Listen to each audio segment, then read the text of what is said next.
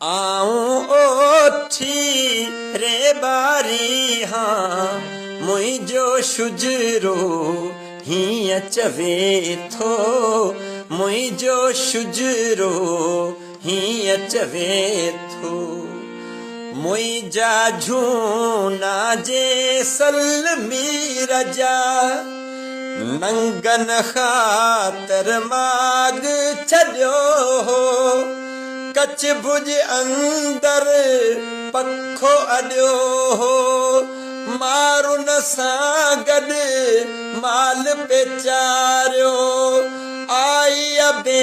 सां पेट पे पारियो मुझो शुजरो हीअं चवे थो आऊं ओठी रे बारी हाँ मुझो शुजरो हीअं चवे थो अची समाणू लोड़ाऊं लाखो कयो वथाणन में हो वाको राय खंघार हो राज जो राखो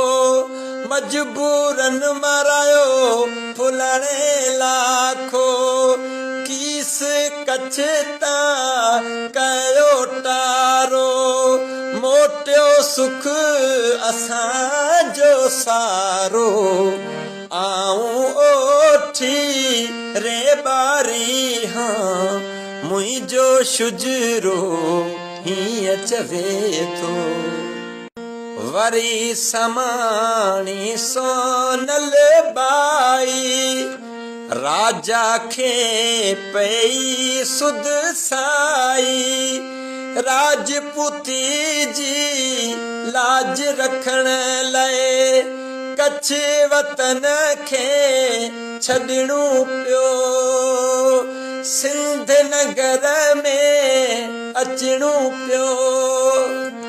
हाकड़ो दरिया तार वयो पे वाकुल घेड़ी वाट ॾिनी हुई सुमरे भूंगर साम ॾिनी हुई इज़त असांखे जाम ॾिनी हुई आऊं ओठी रे बारी हाँ मुझो शुजरो हीअं चवे थो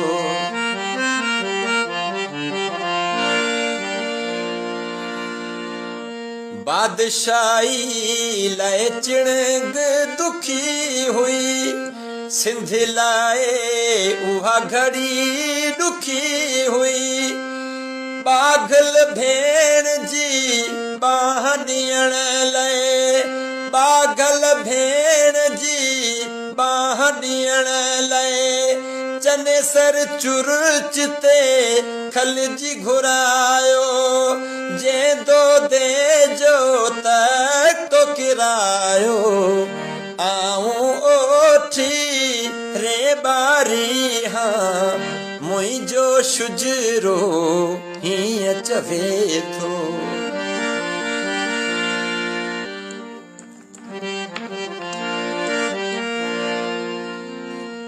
सुमरो दो शहीद कयो रे बारिन कारो वेस कयो सिंध खे पंहिंजो देस कयो वरह पुॼाणा आयो वली भाई वरह पुॼाणा आयो वली भाई जहरे बारन जी सूग लाई रिढू बकरियूं उठियूं चारे पंहिंजे औलाद खे इल्म ॾियारे सुख सां जीवन घारियूं वेठा सचाई सिंध सां पारियूं वेठा आऊं ओठी रे बारी हाँ मुझो शुजरो